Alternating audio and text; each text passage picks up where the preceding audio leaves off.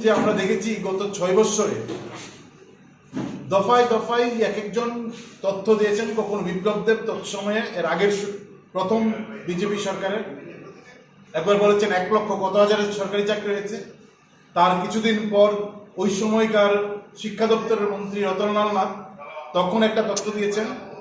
এখন দেখলাম গত যাওয়া বিধানসভা অধিবেশনটা 6 তারিখ শেষ হয়েছে, তার 5 তারিখে রাজ্যের মন্ত্রী টিঙ্কু রায় বিধানসভায় একটা তথ্য পেশ করেছেন।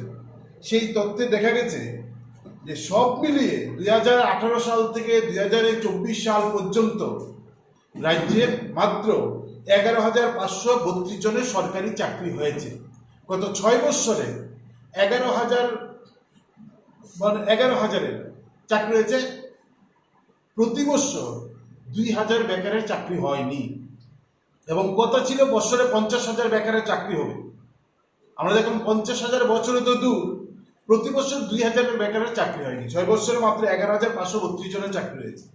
এবং তিনি যে তথ্য দিয়েছেন তাতে এটা স্পষ্ট হয়েছে যে টিআরবিটিতে 6,802 জন, স্পেশাল এডুকেটর 88 জন, টিপিএসসির মাধ্যমে 1,842 জন, পুলিশ এসআই কনস্টেবল 119 জন, টিএসআরে 413 জন, গ্রুপ সি গ্রুপ ডি 288 জন, তার সঙ্গে হচ্ছেন জেআরবিটির নিয়োগ হয়েছে 1980 জন।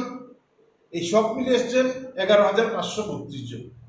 কিন্তু আমরা দেখলাম খুব সকৌশলে বিজেপি মন্ত্রী তার সঙ্গে এসপিইউ আউটসোর্সিং এই যে নিয়োগগুলো আছেন সেগুলোকে সরকারি চাকরির দল কোটার মধ্যে ঢুকিয়ে দিয়েছেন। সেখানে এসপিইউ 1,262 জন এবং আউটসোর্সিং এ নিয়োগ হয়েছেন চুক্তিবদ্ধ কর্মচারী 1 বছর থেকে 1 দিন কম কন্ট্রাক্ট, এই কন্ট্রাকচুয়াল চাকরি সেই এটার মধ্যে ঢুকিয়ে দিয়েছেন 8,042 জন। এবং এই করে একটা বড় তথ্য প্রায় 30-32 হাজার একটা তথ্য মানুষের সামনে তৈরি করেছেন। আমরা বলবো এই যে ভুয়া, এটা হচ্ছে সরকারের একটা সুকৌশলের প্রতারণা, যে সংখ্যাটা কিভাবে বড় করে দেখানো হয়। সরকারি চাকরির যে এই চাকরির কোটার ভিতর সংখ্যার ভিতর আউটসোর্সিং এসপিইউ কি করে ঢোকে, একটা চুক্তিবদ্ধ আউটসোর্সিং এর মাধ্যমে নিয়োগ, এই সংখ্যা ঢুকিয়ে দিয়ে রাজ্যের মানুষকে বোকা বানানোর চেষ্টা হচ্ছেন। দেখুন আমরা কত হাজার সরকারি চাকরি দিয়েছি, 30-32 হাজার একটা সংখ্যা বিধানসভায় দিয়েছেন, যার মূল সংখ্যাটা হচ্ছে 11,532 জন। আমরা নিন্দা জানাচ্ছি যে সরকার মন্ত্রী পরিকল্পিতভাবে এরকম একটা মিথ্যাচার প্রতারণা বিধানসভায় উত্থাপন করেছেন সংখ্যাটাকে বড় করে দেখানোর জন্য। আমরা এই বিষয়টা এখানে রাখছি এই কারণেতে যে গত 11,500 যে চাকরি হয়েছে, বামফ্রন্ট সরকার আসার মানে 2018 সালে যখন সরকার আসতে পারলো না, বিজেপি আসলো, তার আগ মুহূর্তে বামফ্রন্ট সরকার 16,000 পোস্ট ক্রিয়েট করেছেন। ইন্টারভিউ নেওয়ার কাজ শেষ হয়েছে, জাস্ট হাতে অফার দেবেন, এই সংখ্যাটা হচ্ছে 16,000 উপর 2018 সালে বামফ্রন্ট সরকারের সময় এখানে স্কুল এডুকেশনে ছিল 12,000, সোশ্যাল এডুকেশনে 1,000, টিপিএসসি 200, স্বাস্থ্য দপ্তরে 73, পুলিশে 837, টিএসআরে 300, আরো কৃষি শিল্প রাজস্ব সহ এই সংখ্যাটা 16,000 ছিল। এই 16,000 প্রায় নিয়োগ প্রক্রিয়া সম্পন্ন হওয়ার যখন প্রক্রিয়া, এই 16,000 গোটা প্রক্রিয়াটা বিজেপি 2018 সালে বাতিল করে দিয়েছেন। 16,000 প্রক্রিয়া 1 বছরে সম্পন্ন করতে পারতো এই সময় বামফ্রন্ট সরকার। বা এই প্রক্রিয়াকে যদি ইতিবাচক দিকে দেখে বিজেপি সরকার 2018 সালে 16,000 বেকারকে বামফ্রন্টের নিয়োগ প্রক্রিয়ায় তারা চাকরি দিতে পারতেন, এটা বাতিল করে দিয়েছেন। দেখা গেল 1 বছরে যে 16,000 চাকরি হওয়ার সম্ভাবনা বামফ্রন্ট সরকার তৈরি করে দিয়ে গেছেন, এটাকে বাতিল করে 6 বছরে 11,500 জনের চাকরি দিয়েছেন। দলনেতা তার কঠোর সমালোচনা করলেন। আমরা দেখলাম একদল উচ্ছৃঙ্খল গুন্ডা বাহিনীকে অধিবেশন শেষের দিন শাসক দল বিধানসভার বিরোধী দলনেতার বাড়ির সামনে উচ্ছৃঙ্খলতা করার জন্য নামিয়ে দিয়েছেন। যিনি সাম্প্রতিক উস্কানি দিলেন মন্ত্রী, তার বিরুদ্ধে সরকার, শাসক দল, পুলিশ, স্বরাষ্ট্র দপ্তর কোনো ভূমিকা নিলেন না। এই সাম্প্রদায়িকতার যিনি উস্কানি দিলেন তার বিরুদ্ধে নিলেন না। যিনি সাম্প্রদায়িকতার নিন্দা করলেন তার বাড়ির সামনে দাঁড়িয়ে তাকে আক্রমণ করার জন্য, তার বাড়ির সামনে দাঁড়িয়ে উচ্ছৃঙ্খলতা করার জন্য ভূমিকা গ্রহণ করলেন।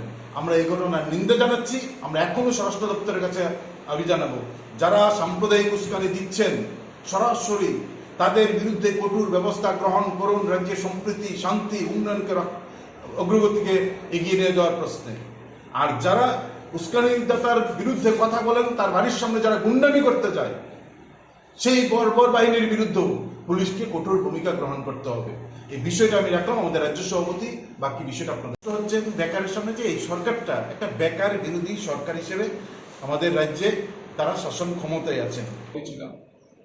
কিন্তু এই সময় আমাদের মনে হয়েছে আমাদের রাজ্যে যে বেকারত্বের ভয়াবহ সংকট, এই সম্পর্কে রাজ্যবাসীকে সচেতন করে খুব দ্রুত আমাদের রাস্তায় নামা প্রয়োজন।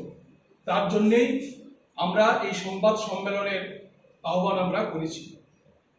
আমাদের রাজ্যে কর্মসংস্থান নিয়ে নতুন ধরনের একটা সংকট তৈরি হয়েছে।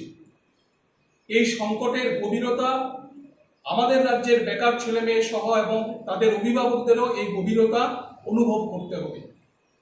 সরকারি চাকরি নিয়ে নজিরবিহীন কীর্তি চলছে আমাদের রাজ্যে, এবং রাজ্য সরকারের কাজ হচ্ছে বাক চাতুর্যে রাজ্যের যুব সমাজকে বিভ্রান্ত করে রাখা। আমরা জানি যে এই মুহূর্তে আমাদের রাজ্যে প্রায় 1,00,000 শূন্যপদ আছে। সরকার ইচ্ছা করলে এই শূন্যপদগুলো তো লোক নিয়োগ করতে পারেন, কিন্তু আমরা যেটা লক্ষ্য করছি যে রাজ্য সরকার এই শূন্যপদে লোক নিয়োগ করবার জন্যে কোনো ধরনের ভূমিকা তারা গ্রহণ করছেন না। একটা উদাসীন মনোভাব নিয়ে রাজ্য সরকার আমাদের রাজ্যের বেকার ছেলে মেয়েদের সাথে প্রতারণা করছে। 2018 সালের বিধানসভা নির্বাচনের আগে আমরা বিজেপি দলের নেতাদের মুখ থেকে শুনেছিলাম ঘরে ঘরে রোজগার, মিস কলে চাকরি, প্রথম বছরেই 50,000 শূন্যপদ পূরণ করা ইত্যাদি ইত্যাদি নানান গাল ভরা প্রতিশ্রুতি আমরা শুনেছি।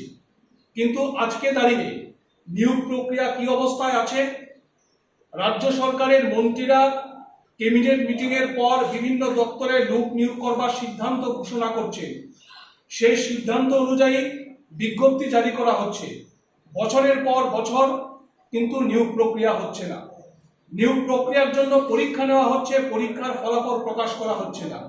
এবং এই সময়ের মধ্যে অনেক বেকার ছেলে মেয়ে তারা বয়স উত্তীর্ণ হয়ে পড়ছেন, কিংবা তাদের চাকরি করার যে বয়স, এই বয়স স্বাভাবিকভাবেই কমে যাচ্ছে।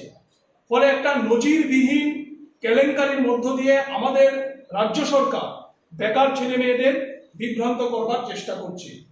সরকার স্বচ্ছ নিয়োগ নীতির নাম করে, স্বচ্ছ প্রশাসনের নাম করে বছরের পর বছর এই নিয়োগ প্রক্রিয়াগুলিকে ঝুলিয়ে রাখছে।